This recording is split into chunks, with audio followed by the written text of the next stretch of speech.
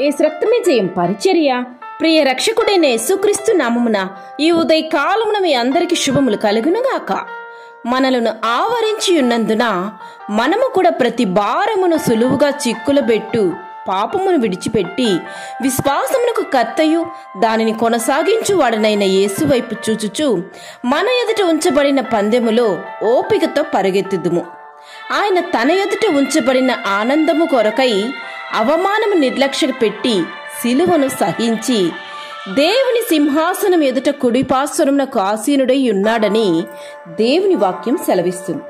నా ప్రియ సహోదరి సహోదరులారా, నేడు నీ కుటుంబములో నీ ఆత్మీయ జీవితములో శ్రమల మధ్య నిరాశ నిస్పృహల మధ్య నీవు క్రీస్తునే చూస్తూ అనుసరిస్తూ ఆయన్నే ముందుకే సాగాలి తప్ప ఆగిపోకూడదు. ఒకవేళ మనము మన శ్రమలను చూచి ఆగిపోయామంటే ఆ శ్రమలోనే కృంగిపోయి బందీలైపోతాము. క్రీస్తు మనల్ని పిరికితనమైన ఆత్మతో మనల్ని ఆవరించలేదు, బలమైన ఆత్మతో మనల్ని ఆవరిస్తున్నారు. కనుక క్రీస్తు వైపే చూస్తూ విశ్వాసముతో నీవు ఆయన అడుగులో అడుగు వేసుకుంటూ ముందుకే సాగిపోవాలి. అప్పుడే నీకు మంచి రోజులు రాబోతున్నాయి. నీ చుట్టూ కమ్మి ఉన్న ప్రస్తుత వాతావరణం నీకు అనుకూలంగా మారబోతుంది.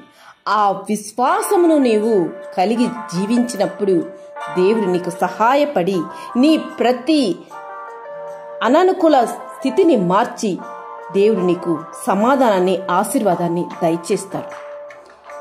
అందరితో సమాధానముగా పరిశుద్ధత కలిగి ఉండుటకు ప్రయత్నించుడి అని దేవుని వాక్యం సెలవిస్తుంది.